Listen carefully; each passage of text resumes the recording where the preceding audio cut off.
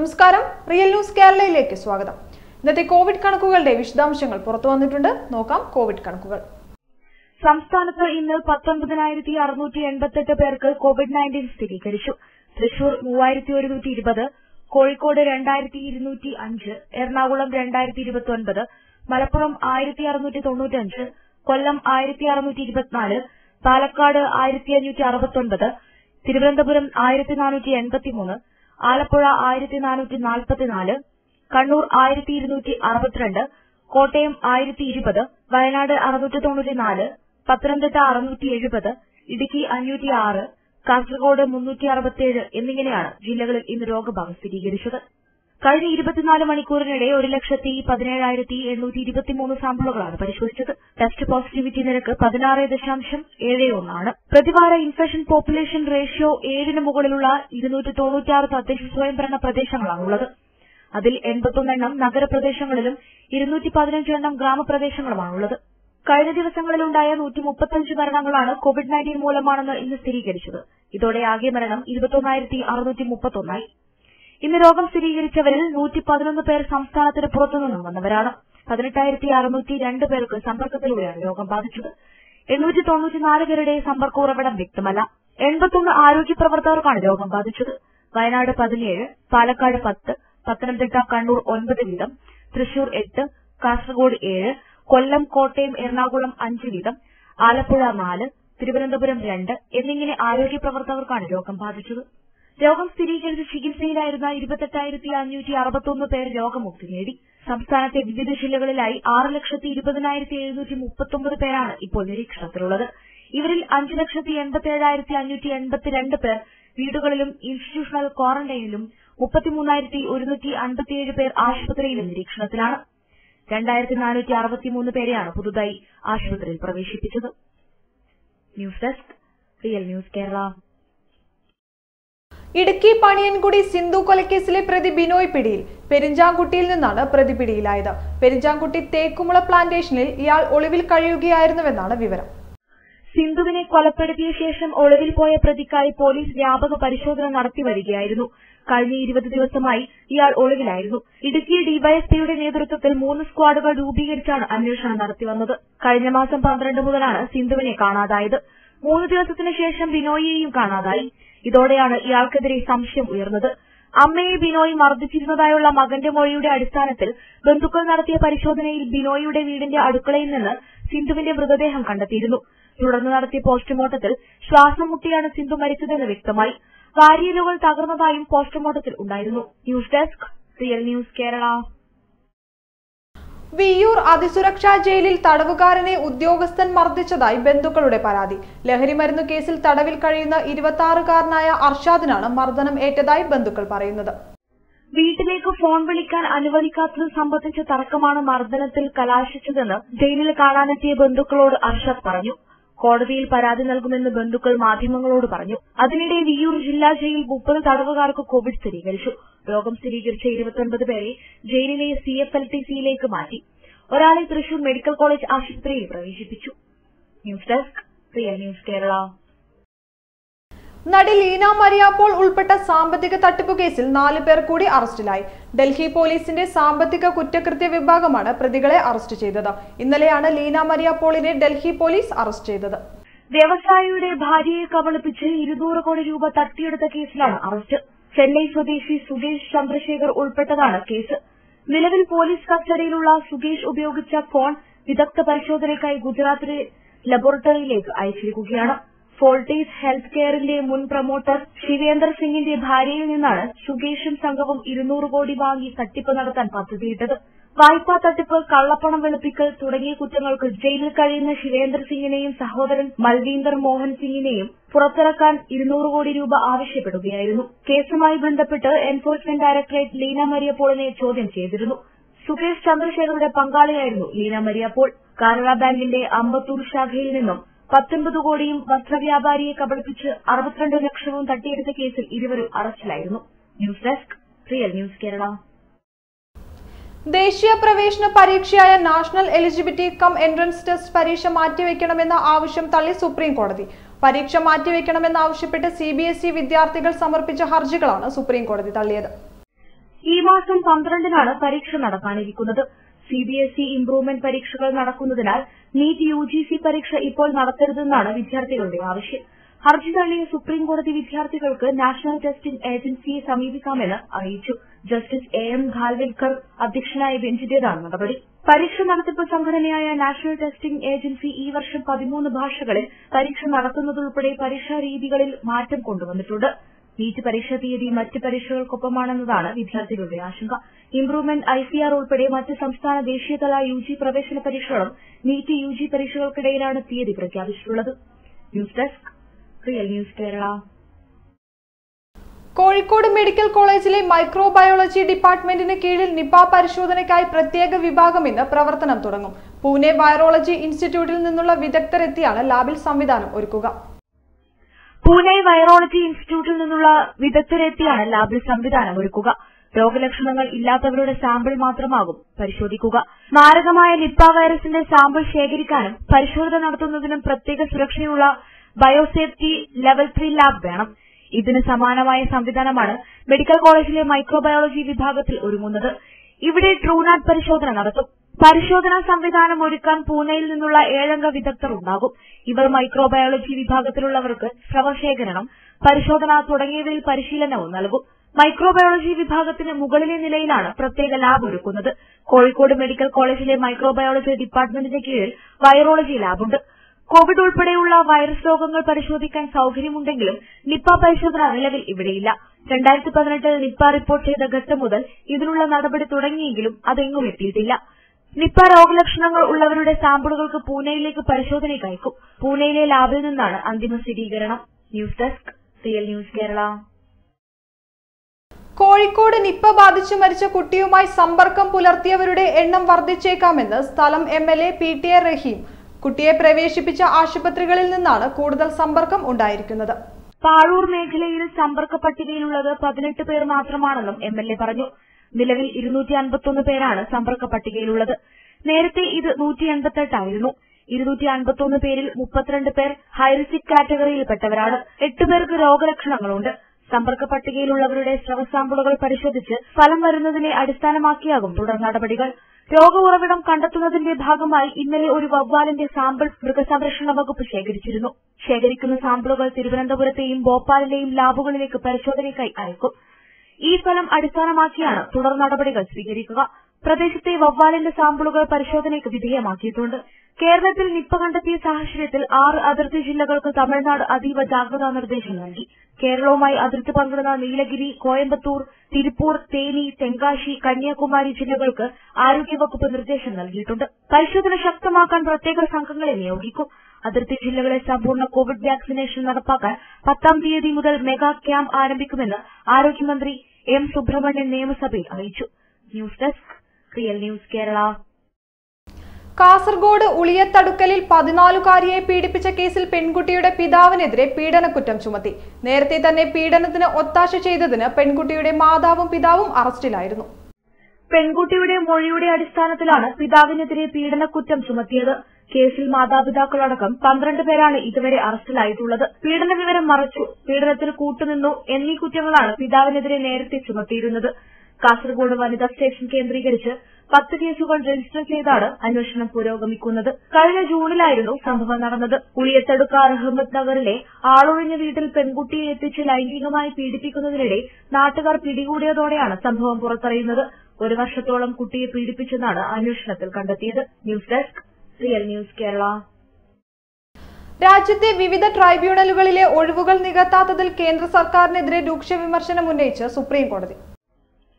കേന്ദ്ര സർക്കാർ കോടതി വിധിയെ ബഹുമാനിക്കുന്നില്ലെന്ന് ചീഫ് ജസ്റ്റിസ് NV രമണ അധ്യക്ഷനായ ബെഞ്ച് നിരീക്ഷിച്ചു. കേന്ദ്രം കോടതിയുടെ ക്ഷമ പരീക്ഷിക്കുകയാണെന്നും വിമർശനമുയർത്തി.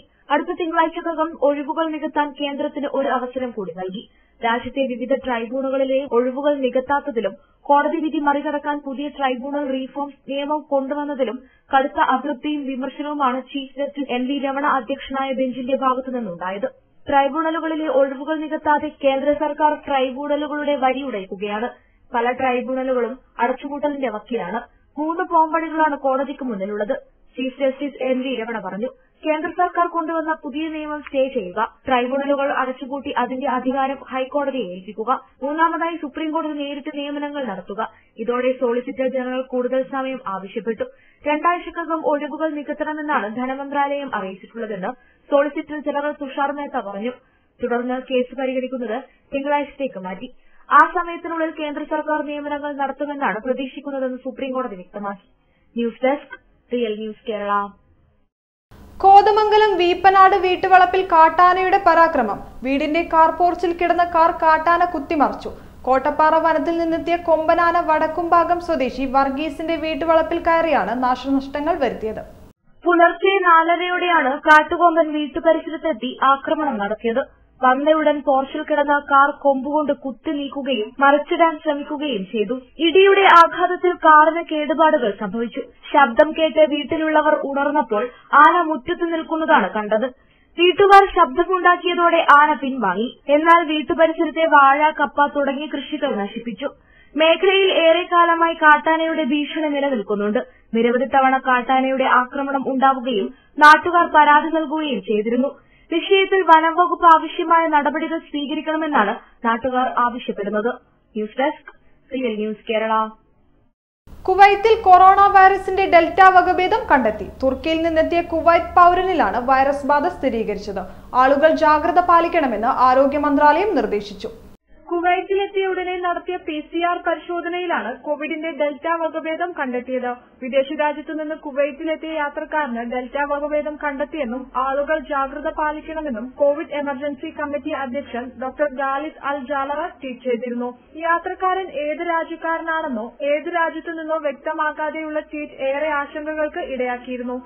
ഇന്ത്യയിൽ നിന്നോ അല്ലെങ്കിൽ ഈജിപ്തിൽ നിന്നോ വന്ന യാത്രക്കാരനായിരിക്കും രോഗബാധിതൻ എന്ന തരത്തിൽ സാമൂഹ്യ മാധ്യമങ്ങളിൽ വാർത്ത പ്രചരിക്കുകയും ഈ രാജ്യങ്ങളിൽ നിന്നുള്ള യാത്രക്കാർക്ക് പ്രവേശന അനുമതി നൽകിയതിന് എതിരെ കമന്റുകൾ പ്രത്യക്ഷപ്പെടുകയും ചെയ്തു. ഇതേ തുടർന്നാണ് യാത്രക്കാരൻ കുവൈറ്റ് പൗരനാണെന്നും തുർക്കിയിൽ നിന്നാണ് കുവൈറ്റിലേക്ക് വന്നതെന്നും ആരോഗ്യ മന്ത്രാലയം വ്യക്തമാക്കിയത്. News desk, real news Kerala.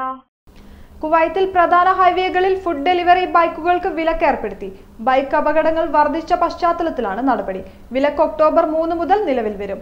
First ring road, 4th ring, 5th ring, 6th ring, 7th ring, 30-ാം number king Abdul Aziz road, 40-ാം number king Fahad bin Abdul Aziz road, 50-ാം number king Faisal bin Abdul Aziz road, 60-ാം number Ghazali road, Jahra road, Jamal Abdul Nasser flyover, Sheikh Jaber പാലം എന്നീ റോഡുകളിലാണ് വിലക്ക് ഏർപ്പെടുത്തിയത്. വിലക്ക് ഏർപ്പെടുത്തുന്നതിന് മുന്നോടിയായി delivery കമ്പനികളുടെ ഫെഡറേഷനുമായി കൂടിക്കാഴ്ച നടത്തുകയും റോഡുകളിലെ ഡെലിവറി ബൈക്കുകളുമായി ബന്ധപ്പെട്ട വിവിധ വിഷയങ്ങൾ ചർച്ച ചെയ്യുകയും ചെയ്തിരുന്നു. ഡെലിവറി ബൈക്കുകളുടെ ബോക്സുകൾക്ക് പിന്നിൽ റിഫ്ലക്റ്റീവ് ലൈറ്റ് സ്ട്രിപ്പുകൾ സ്ഥാപിക്കാനും ആക്സസറി ബോക്സിൽ ലൈറ്റുകൾ സ്ഥാപിക്കാനും അധികൃതർ നിർദ്ദേശിച്ചിട്ടുണ്ട്. പ്രധാന റോഡുകളിൽ വിലക്കേർപ്പെടുത്തിയതിൽ കഫേ ഉടമകളുടെ യൂണിയനും ഡെലിവറി കമ്പനികൾക്കും പ്രതിഷേധമുണ്ട്. അതേസമയം ഗതാഗത വകുപ്പിന്റെ തീരുമാനം അനുസരിക്കണമെന്നും അവർ വ്യക്തമാക്കി. News desk, real news Kerala. സംസ്ഥാനത്ത് സ്ഥിരീകരിച്ച നിപ വ്യാപനം തീവ്രമാകാനിടയില്ലെന്ന് കേന്ദ്ര സംഘത്തിന്റെ പ്രാഥമിക നിഗമനം. കോവിഡ് പ്രോട്ടോകോൾ പാലിക്കുന്നതിനാൽ രോഗനിയന്ത്രണം സാധ്യമാണ്. ആവശ്യമെങ്കിൽ കൂടുതൽ വിദഗ്ധർ കേരളത്തിലെത്തും. നിപ സാഹചര്യം കേന്ദ്ര ആരോഗ്യ മന്ത്രാലയം വിലയിരുത്തി. ചാത്തമംഗലം സ്വദേശിയായ 7ാം ക്ലാസ്സുകാരൻ നിപ്പ രോഗലക്ഷണങ്ങൾ പ്രകടിപ്പിച്ചു തുടങ്ങിയത് 10 ദിവസം മുൻപാണ്.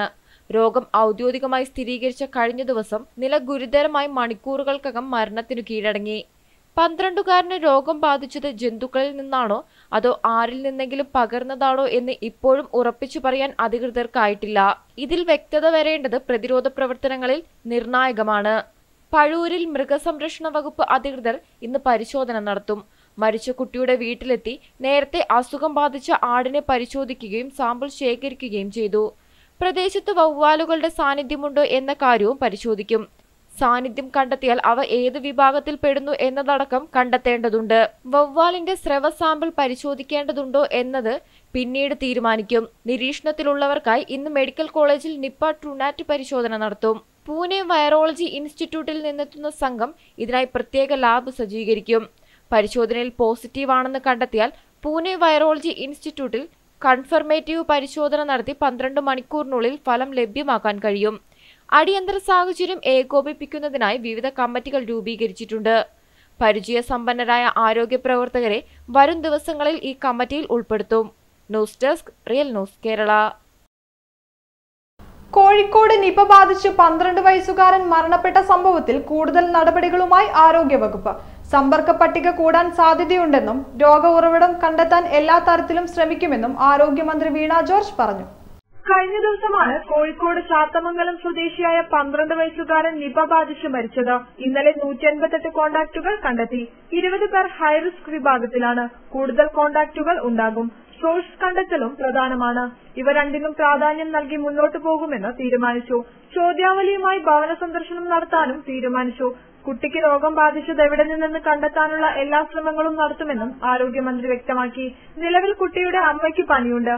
ഒരു ആരോഗ്യ പ്രവർത്തകന് കുട്ടിയെ ചികിത്സിച്ച ദിവസം തന്നെ പനിയുണ്ടായതായി പറയുന്നു. ഹൈറിസ്ക് കോണ്ടാക്റ്റിലുള്ള 7 പേരുടെ സാമ്പിളുകൾ പൂനെയിലേക്ക് അയച്ചിട്ടുണ്ട്. നിപ ബാധയ്ക്കിടെ ശ്രദ്ധിക്കേണ്ട കാര്യങ്ങളെപ്പറ്റി ആരോഗ്യ പ്രവർത്തകർക്ക് പരിശീലനം നൽകും. ചാത്തമംഗലത്ത് ജാഗ്രതാ നിർദ്ദേശം നൽകി. നിലവിലെ സാഹചര്യം നിരീക്ഷിക്കാനും മറ്റ് കാര്യങ്ങൾക്കുമായും മന്ത്രിമാർ ഇവിടെ തുടരുമെന്നും മന്ത്രി വ്യക്തമാക്കി. ഇന്നലെ കോഴിക്കോട് നിപ ബാധിച്ച് മരിച്ച 12 വയസ്സുകാരന്റെ മൃതദേഹം സംസ്കരിച്ചിരുന്നു. കണ്ണമ്പറമ്പ് ഖബറിസ്ഥാനിലാണ് കുട്ടിയെ അടക്കിയത്. CT കിറ്റ് ധരിച്ച ആരോഗ്യ പ്രവർത്തകരാണ് സംസ്കാര ചടങ്ങുകൾ ചെയ്തത്. അടക്കുന്നതിന് മുൻപ് മയ്യത്ത് നമസ്കാരം നടത്തി. News desk, real news Kerala. Muzaffar നഗറിലെ കർഷക ശക്തി പ്രകടനം രാജ്യത്തിന്റെ രാഷ്ട്രീയ ഭൂപടത്തിൽ വഴിത്തിരിവാകുമെന്ന വിലയിരുത്തലിൽ സംയുക്ത കിസാൻ മോർച്ച. 10 ലക്ഷത്തിലധികം പേർ കിസാൻ മഹാപഞ്ചായത്തിന് എത്തിയെന്നും അവകാശപ്പെട്ടു. സംയുക്ത കിസാൻ മോർച്ചയ്ക്ക് രാഷ്ട്രീയത്തിൽ താൽപര്യമുണ്ടെങ്കിൽ BJPക്ക് സ്വാഗതമെന്ന് കേന്ദ്രമന്ത്രിയും മുസാഫർ നഗർ MPയുമായ സഞ്ജീവ് ബല്യാൻ പറഞ്ഞു. കർഷക സമരം രാഷ്ട്രീയമാനം കൈവരിക്കുന്നതിനെ രാഷ്ട്രീയ കേന്ദ്രങ്ങൾ ഏറെ ശ്രദ്ധയോടെയാണ് വീക്ഷിക്കുന്നത്. ഉത്തർപ്രദേശ്, ഉത്തരാഖണ്ഡ് നിയമസഭാ തെരഞ്ഞെടുപ്പുകളിൽ BJPക്കെതിരെ പ്രചാരണം നടത്തുമെന്ന് പരസ്യമായി തന്നെ സംയുക്ത കിസാൻ മോർച്ച പ്രഖ്യാപിച്ചു കഴിഞ്ഞു. മുസാഫർ നഗറിലെ കിസാൻ മഹാപഞ്ചായത്തിൽ മിഷൻ യുപിയും ഉത്തരാഖണ്ഡും പ്രഖ്യാപിച്ചത് ശ്രദ്ധേയമാണ്. ലക്ഷക്കണക്കിന് കർഷകരെ അണിനിർത്തിയതിലൂടെ കൃത്യമായ സന്ദേശം നൽകുകയാണ് കർഷക സംഘടനകൾ. ജാതി രാഷ്ട്രീയത്തെ കർഷക ഐക്യത്തിലൂടെ മറികടക്കാൻ കഴിയുമെന്ന് നേതാക്കൾ കണക്കുകൂട്ടുന്നു. യോഗി ആദിത്യനാഥ് സർക്കാരിനെതിരെ കൂടുതൽ സമരപരിപാടികൾ വരും നാളുകളിൽ സംയുക്ത കിസാൻ മോർച്ച പ്രഖ്യാപിക്കും. അതേസമയം ചർച്ചയ്ക്ക് തയ്യാറാകണമെന്ന നിലപാട് നേരത്തെ തന്നെ വ്യക്തമാക്കിയിട്ടുള്ളതാണെന്ന് കേന്ദ്ര സർക്കാർ ആവർത്തിച്ചു. News desk, real news Kerala.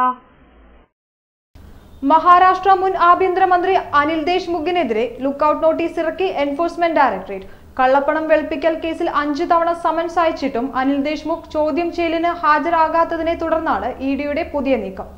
അനധികൃത സാമ്പത്തിക ഇടപാട് നടത്തിയതിനു ശേഷം പ്രതികൾ രാജ്യം വിടാതിരിക്കാനാണ് സാധാരണ ED ലുക്കൌട്ട് നോട്ടീസ് ഇറക്കാറുള്ളത്.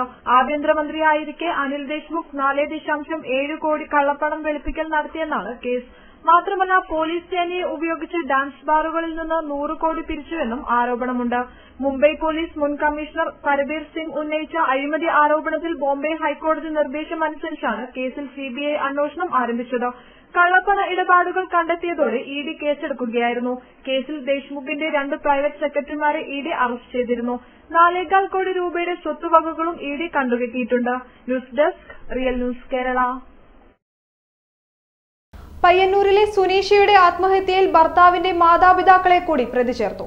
വിജീഷിന്റെ അച്ഛൻ P രവീന്ദ്രൻ, അമ്മ പൊന്നുവിനെയുമാണ് കേസിൽ പ്രതി ചേർത്തത്.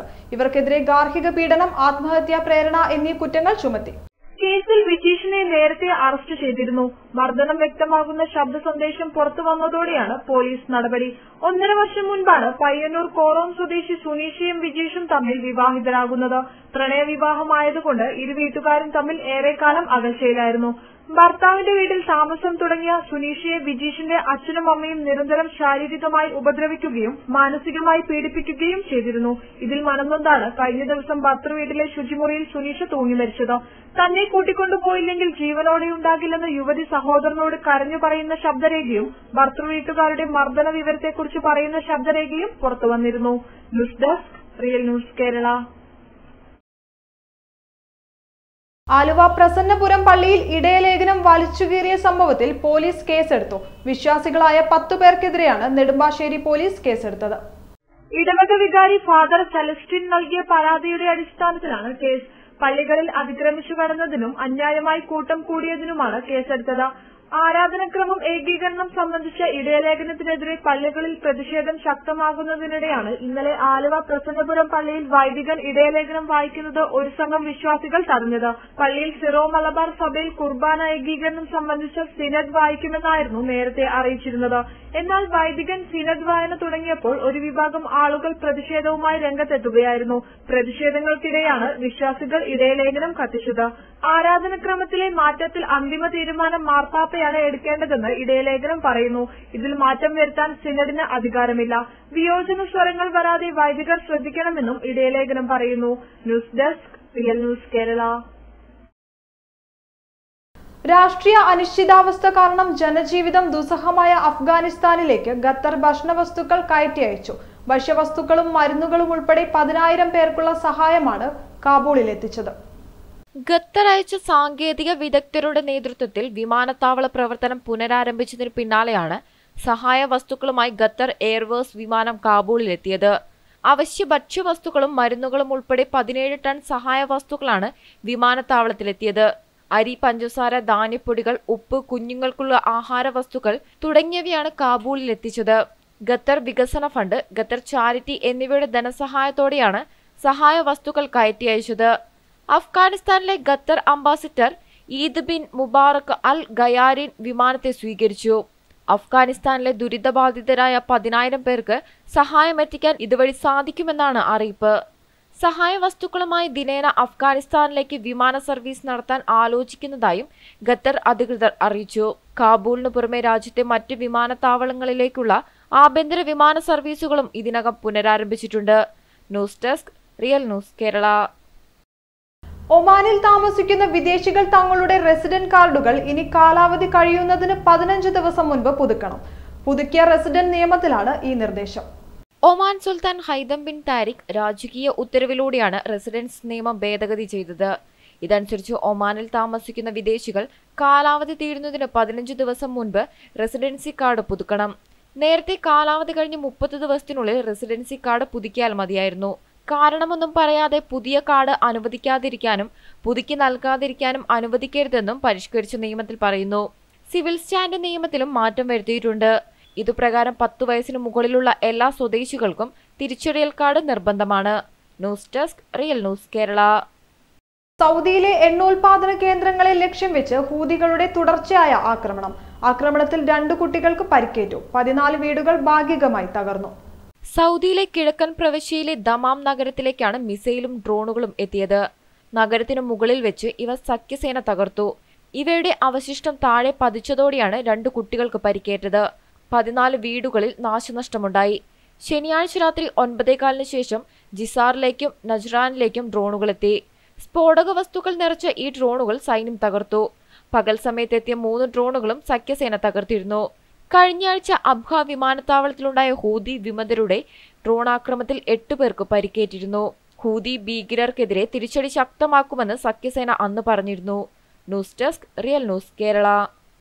മക്കയിലെ വിശുദ്ധ ഹറം പള്ളിയിൽ കോവിഡിനെ തുടർന്ന് നിർത്തിവെച്ച ഖുർആൻ പഠന ക്ലാസുകൾ വീണ്ടും ആരംഭിച്ചു. 2 ഡോസ് വാക്സിൻ പൂർത്തിയാക്കിയ പഠിതാക്കൾക്കാണ് അവസരം നൽകുക. ആദ്യഘട്ടത്തിൽ 8 പേരടങ്ങുന്ന ബാച്ചുകൾക്കാണ് പഠനം ആരംഭിക്കുക. വിശുദ്ധ ഖുർആൻ പഠനത്തിന് ഏർപ്പെടുത്തിയിരുന്ന സൗകര്യങ്ങളാണ് വീണ്ടും പുനരാരംഭിച്ചത്. മക്കയിലെ വിശുദ്ധ ഹറമിലാണ് ഖുർആൻ മനപ്പാഠത്തിനും പാരായണത്തിനുമായി വീണ്ടും ക്ലാസുകൾക്ക് തുടക്കം കുറിച്ചത്.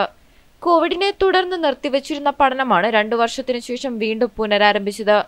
മസ്ജിദുൽ ഹറമിലെ ഖുർആൻ പഠന സൗകര്യം വീണ്ടും നിബന്ധനകളോടെ ആരംഭിക്കുന്നതായി ഇരുഹറം കാര്യാലയ മേധാവി ബദർ അൽ മുഹമ്മദ് പറഞ്ഞു. 2 ഡോസ് വാക്സിൻ പൂർത്തിയാക്കിയ പഠിതാക്കൾക്കാണ് ക്ലാസുകളിൽ പങ്കെടുക്കുന്നതിന് അനുമതിയുള്ളത്. ആദ്യഘട്ടത്തിൽ 8 പേരടങ്ങുന്ന നിശ്ചിത എണ്ണം ബാച്ചുകൾക്കാണ് പഠനം ആരംഭിക്കുക. ദിവസത്തിൽ ഒറ്റ സെക്ഷൻ മാത്രമാണ് തുടക്കത്തിൽ അനുവദിക്കുക. വൈകിട്ട് 4 മുതൽ 8 മണി വരെയാണ് ക്ലാസുകൾ. രാജ്യത്ത് റിപ്പോർട്ട് ചെയ്ത കോവിഡ് കേസുകളിൽ വലിയ കുറവ് വന്നതും ഭൂരിഭാഗം പേരും കുത്തിവെപ്പ് പൂർത്തിയാക്കുകയും ചെയ്ത സാഹചര്യത്തിലാണ് നിയന്ത്രണങ്ങളും ഘട്ടം ഘട്ടമായി പിൻവലിക്കുന്നത്. News desk real news Kerala. GCC രാജ്യങ്ങളിൽ നിന്ന് വാക്സിൻ സ്വീകരിച്ചവർക്ക് ബഹ്റൈൻ ക്വാറന്റൈൻ ഒഴിവാക്കി. ഇന്ത്യയെ റെഡ് ലിസ്റ്റിൽ നിന്ന് മാറ്റിയ സാഹചര്യത്തിൽ ബഹ്റൈനിലേക്ക് വരുന്ന യാത്രക്കാർക്കുള്ള പുതുക്കിയ നിർദ്ദേശങ്ങൾ എയർ ഇന്ത്യ എക്സ്പ്രസ് പുറപ്പെടുവിച്ചു. സെപ്റ്റംബർ 3 മുതലാണ് ഇന്ത്യയെ നിയന്ത്രണങ്ങളിൽ നിന്ന് ഒഴിവാക്കാൻ ബഹ്റൈൻ തീരുമാനിച്ചത്. ബഹ്റിൻ പൗരന്മാർ, ബഹ്റിനിൽ റെസിഡന്റ് പെർമിറ്റ് ഉള്ളവർ, ബോർഡിംഗിന് മുമ്പ് വിസ ലഭിച്ച ഇന്ത്യക്കാർ എന്നിവർക്ക് ബഹ്റിനിലേക്ക് വരാം. GCC രാജ്യങ്ങളിൽ നിന്ന് പൂർണ്ണമായി വാക്സിൻ സ്വീകരിച്ചവർക്ക് യാത്ര പുറപ്പെടുന്നതിന് മുൻപുള്ള നെഗറ്റീവ് RT-PCR ടെസ്റ്റ് ആവശ്യമില്ല. ഇത്തരം യാത്രക്കാർക്ക് വാക്സിൻ സ്വീകരിച്ചതിന്റെ സർട്ടിഫിക്കറ്റ് അല്ലെങ്കിൽ GCC രാജ്യങ്ങളിലെ ഔദ്യോഗിക മൊബൈൽ ആപ്പിലെ ഗ്രീൻ ഷീൽഡ് കാണിക്കണം. ബഹ്റിനിൽ 2ാം ഡോസ് സ്വീകരിച്ച് 14 ദിവസം കഴിഞ്ഞവരെയാണ് പൂർണ്ണമായി വാക്സിൻ സ്വീകരിച്ചവരായി കണക്കാക്കുന്നത്. വാക്സിൻ സ്വീകരിക്കാത്തവരും ഇന്ത്യയിൽ നിന്ന് വാക്സിൻ സ്വീകരിച്ചവരുമായ യാത്രക്കാർ യാത്ര പുറപ്പെടുന്നതിന് 72 മണിക്കൂർ മുമ്പ് നടത്തിയ RT-PCR നെഗറ്റീവ് സർട്ടിഫിക്കറ്റ് ഹാജരാക്കണം. സർട്ടിഫിക്കറ്റിൽ സ്കാൻ ചെയ്യാൻ കഴിയുന്ന QR കോഡ് നിർബന്ധമായും ഉണ്ടായിരിക്കണം. ഓൺലൈൻ റിപ്പോർട്ടും കൗണ്ടറിൽ കാണിക്കുന്ന PDF റിപ്പോർട്ടും ഒരുപോലെയായിരിക്കണം. ബഹ്റിനിൽ എത്തിയാൽ വിമാനത്താവളത്തിൽ വെച്ചും തുടർന്ന് 5-10 ദിവസങ്ങളിലും കോവിഡ് പരിശോധന നടത്തണം. വാക്സിൻ സ്വീകരിച്ചവർക്കും സ്വീകരിക്കാത്തവർക്കും ഇത് ബാധകമാണ്. അതേസമയം 6 വയസ്സിൽ താഴെയുള്ള കുട്ടികൾക്ക് ടെസ്റ്റ് ആവശ്യമില്ല. 3 പരിശോധനകൾക്കായി 36 ദിനാറാണ് ഫീസ് അടയ്ക്കേണ്ടത്. ഇത് മുൻകൂട്ടി അടയ്ക്കുകയോ വിമാനത്താവളത്തിലെ കിയോസ്കിൽ അടയ്ക്കുകയോ വേണം. ഇതിനാവശ്യമായ തുക യാത്രക്കാർ കരുതണം. വാക്സിൻ സ്വീകരിക്കാത്തവരും ഇന്ത്യയിൽ നിന്ന് വാക്സിൻ സ്വീകരിച്ചവരും 10 ദിവസത്തെ നിർബന്ധിത ക്വാറന്റൈൻ കഴിയണം. സ്വന്തം പേരിലോ അടുത്ത ബന്ധുവിന്റെ പേരിലോ ഉള്ള താമസ സ്ഥലത്തോ നാഷണൽ ഹെൽത്ത് റെഗുലേറ്ററി അതോറിറ്റി അംഗീകൃത ഹോട്ടലിലോ ആയിരിക്കണം ക്വാറന്റൈൻ. താമസ സ്ഥലത്തിന്റെ രേഖ യാത്ര പുറപ്പെടുന്നതിന് മുൻപ് ഹാജരാക്കണം. News desk real news Kerala. പ്രധാനമന്ത്രി നരേന്ദ്രമോദി അമേരിക്കയിലേക്ക്. ഈ മാസം 22 മുതൽ 27 വരെയാണ് മോദിയുടെ അമേരിക്കൻ സന്ദർശനം. ജോ ബൈഡൻ പ്രസിഡന്റായ ശേഷമുള്ള മോദിയുടെ ആദ്യ അമേരിക്കൻ സന്ദർശനമാണിത്. 2019 സെപ്റ്റംബറിലായിരുന്നു മോദിയുടെ അവസാന അമേരിക്കൻ സന്ദർശനം. അഫ്ഗാനിസ്ഥാൻ വിഷയത്തിൽ തുടർ നിലപാട് എന്താകുമെന്ന് കാത്തിരിക്കുന്നതിനിടെയാണ് പ്രധാനമന്ത്രിയുടെ അമേരിക്കൻ സന്ദർശനം. അതേസമയം പ്രധാനമന്ത്രി നരേന്ദ്രമോദിയും അബുദാബി കിരീടാവകാശിയും UAE സായുധ സേന ഡെപ്യൂട്ടി സുപ്രീം കമാൻഡറുമായ Sheikh Mohammed bin Zayed Al നാഹിയുമായി വെള്ളിയാഴ്ച ടെലിഫോണിൽ ചർച്ച നടത്തി.